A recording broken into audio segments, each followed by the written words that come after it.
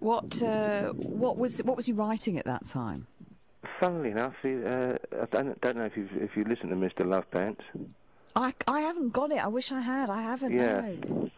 There's a fantastic song on there called You're My Baby, which is a little lullaby that could be, your girlfriend, your kids. It could be, anything.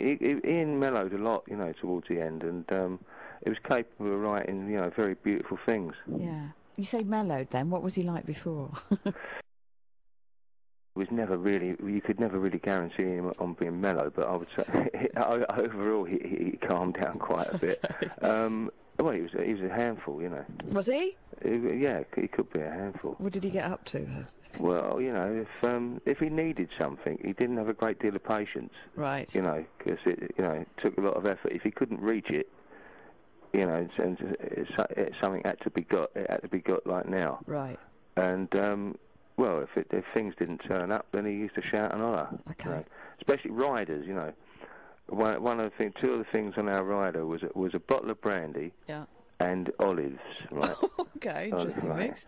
It wasn't exactly, beers but Ian used to like to write just one glass of brandy before he went on stage. Just one. Yeah.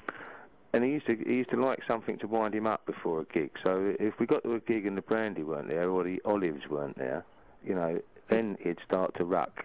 Okay, but and he then, but if he you're quite in liked Scotland, that, they have a bit of trouble finding olives. You know what I mean? Back in the so, 70s. He'd drive to a sort of garage 30 miles away.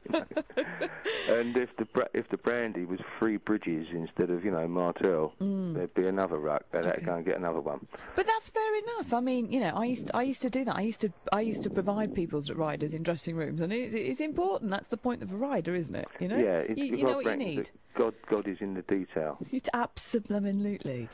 So what made you decide to get back together with the Blockheads without Ian? After he died, I think they sort of wanted to sort of carry on. I mean, they had a great catalogue and they're great musicians, and they just wanted to make some more music. And I got sort of promoted through the ranks, really. They didn't know what to do with me. I was looking after Ian most of the time, I think they probably kind of felt a bit sorry for me, thinking, what's Derek going to do now? Because, I used to work in special effects before I started hanging out with Ian. And that sort of finished with the computer thing taking over.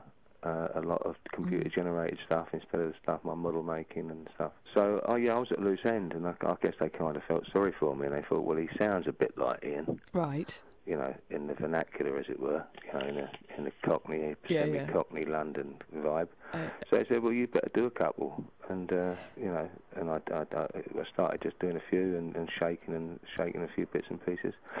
Now, what does that mean, shaking a few bits and pieces? Well, banging a tambourine and, and shaking the rattle and, finding some bits and pieces to make a racket with when I wasn't doing anything. Okay. And then Chaz encouraged me to start writing with him. I started going over and writing, and the first album we made after Ian died, called Where's the Party, in 2006, I got a couple of songs on there. Chaz and I got a couple of songs on that.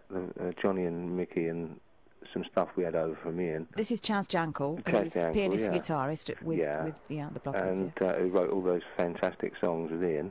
And, I don't know, he encouraged me in a way, and I started hanging out with him and scribbling a few songs, and after a little while, we got a few songs off the ground. We got on the first album, Where's the Party, and that was okay, and we toured that for a little bit, and we mixed it in with Ian's songs, and now we've just written a sort of blockbuster, we hope.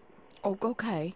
Are we going to get to hear it? You're going to get to hear it in the spring. Okay. What's it called? It's called Staring Down the Barrel. Right. And Peter Blake's done the cover for us. Oh, brilliant. Very kindly. We've got a fantastic Peter Blake cover for it. Yeah. And it's in the can, and we're just, working out a little strategy to see if we can sort of launch it into the ether and get ourselves a little bit of profile. All right. We've done Glastonbury this year, didn't you? No, I didn't know that. Brilliant. Where were you? We were one of Michael Eavis's favourites. Of course. We was in the acoustic tent at Glastonbury, and afterwards he mentioned the Ting Tings, Leonard Cohen, and the Blockheads. Brilliant. and we were quite chuffed with that, and I think we might be going back and doing that again. I think, well, if you're one of his favourites, you will be, I'm sure, absolutely sure of that.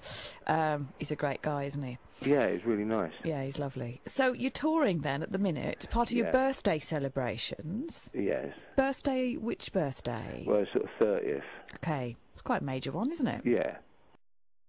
It sort of fell between two stools, so we've been doing the 30th for about 18 months now. Right, okay. And so you're shaking and rattling a few things. So what are you doing then on stage as well, Derek? Well, yeah, I'm doing the verbals, really. You are doing the verbals? Yeah, I'm doing the vocals, and some of these songs we've got off of We're Staring Down the Barrel, we've got in the act. So Johnny and I share it out between us. And, yeah, we're going down a storm. I bet you are. Oh, and you're coming to the Cheese and Grain on the 13th of December. That's right. It's a great venue. Have you ever performed there? Yeah, we did it. We did it just after it was refurbished a few years back.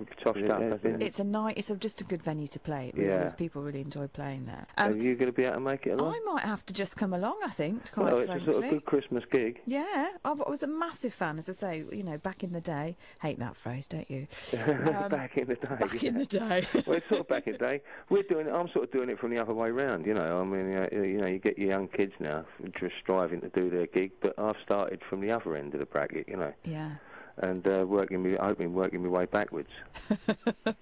Okay, but we're going to see you rattling and shaking a few things and doing the verbals on stage. I like that, doing the verbals. That's great. And you've got this new album then coming out next year? Yeah, in the spring, Staring Down the Barrel. All right, well, we look forward to that, and I hope you have a great gig at the Cheese and Grain. Thanks very much. Derek, good to talk to you. Thank you. Thanks, Elise.